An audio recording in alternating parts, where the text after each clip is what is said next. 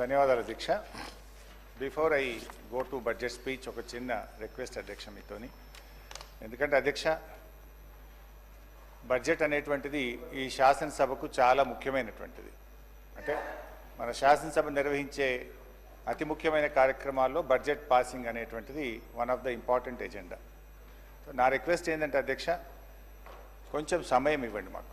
నిన్న బట్టి గారి 72 పేజీల ఉపన్యాసాన్ని చాలా శ్రద్ధగా విన్నాం. ఒక 500 పేజీల పెన్ డ్రైవ్ కూడా ఇచ్చారు. నిన్న మీరు మాకు సెలవు కూడా ఇచ్చారు, బాగా ప్రిపేర్ కండి, చదువుకొని రండి అని మీరు సెలవు ఇస్తే ఆ 500 పేజీల పెన్ డ్రైవ్ చదువుకున్నాం. 72 పేజీల పుస్తకాన్ని, ప్రసంగాన్ని బాగా విన్నాం. చిన్నప్పుడు నేను లాస్ట్ దాక్కున్నా, నేను ఉన్నాను. ఇప్పుడు నేను మాట్లాడేది ఎందుకు సార్, నా అప్పీల్ అదే చెప్దాం అనుకుంటున్నా. ఎందుకంటే అధ్యక్ష, మేము స్కూల్కి పోయేటప్పుడు, కాలేజీలు ఉన్నప్పుడు కూడా ఇంత శ్రద్ధగా చదివినామో లేదో కానీ ఈ తెలంగాణ రాష్ట్ర ప్రజల కోసం, ఈ రాష్ట్ర ప్రజల సంక్షేమాన్ని దృష్టిలో పెట్టుకొని బాగా ప్రిపేర్ అయ్యి వచ్చినాం అధ్యక్ష. నా రిక్వెస్ట్ ఏంటంటే, బట్టి గారు చాలా అనుభవజ్ఞులు, బాగా సమాధానం చెప్పగలిగిన శక్తివంతులు. సో మధ్య మధ్యలో ఈ మినిస్టర్స్ ఇంటరప్షన్స్ లేకుండా చూడాలని మేము సవినయంగా విజ్ఞప్తి చేస్తూ ఉన్నాం. అధ్యక్ష, ప్రభుత్వానికి ఓపిక ఉండాలి శ్రీధర్ బాబు గారు, మీకు సహనశీలత ఉండాలి, ఓపిక ఉండాలి. సో అందువల్ల నేను మీతో కోరేది, చూడండి అధ్యక్ష, నేను స్టార్ట్ చేయకముందే ఇట్లా డిస్టర్బ్ చేస్తే ఎట్లా అధ్యక్ష? ఇట్లా అయితే ఎట్లా అధ్యక్ష? నేను ఏమంటున్నా అధ్యక్ష,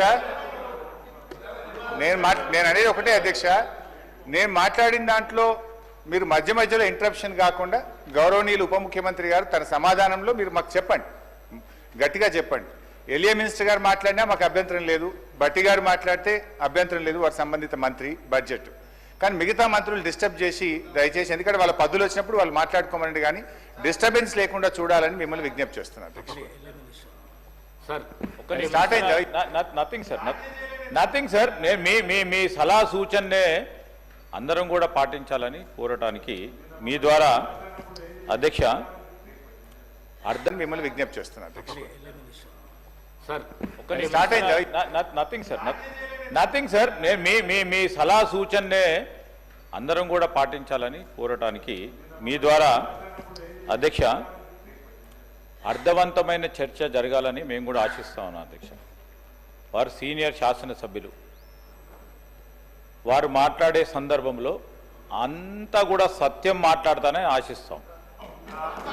వాస్తవాలకు దగ్గరగా ఉండే అంశాలు మాట్లాడితే కూడా మా వాళ్ళు అందరూ హర్షిస్తారు అధ్యక్ష. మీ నిబంధనల ప్రకారం ఆ పరిధిలో మాట్లాడమనండి సార్, ఎంతసేపు అయినా మాట్లాడమనండి. We will welcome, because is input is also required. Senior శాసనసభ్యులు, డెఫినెట్లీ ఆయనకున్న అనుభవం కూడా మాకు ఉపయోగపడుతుందని ఆశిస్తూ ఉన్నాం. డెఫినెట్లీ ముందుకు తీసుకెళ్లే ప్రయత్నం. కానీ మీరు కూడా క్రోడీకరించి మాట్లాడారు, ఎందుకంటే మీకు అనుభవం ఉంది కనుక దీర్ఘంగా మాట్లాడకుండా మేము చెప్పే 10 వాక్యాలు మీరు ఒక వాక్యంలో చెప్పగల శక్తి ఉంది మీకు. సో ఆ విధంగా మాట్లాడితే మనం సమయం కూడా వృధా కాకుండా ఉంటుందని గౌరవ సభ్యులను కోరుతా ఉన్నాను అధ్యక్ష. చంద్రబాబు గారు అంతా తెలివితేటలైతే లేవు అధ్యక్ష. సో ఆయన చాలా తెలివికలవాడు. అది ఏం మాట్లాడాలో మరి రాసిస్తే అదన్నీ చదివేస్తాం సపరేక. అధ్యక్ష, మా ప్రసంగం ఎట్లుంటుంది, బట్టి గారు చెప్పిన ప్రసంగాన్ని బట్టి మా ప్రసంగం ఉంటుంది. ఇకపోతే అధ్యక్ష,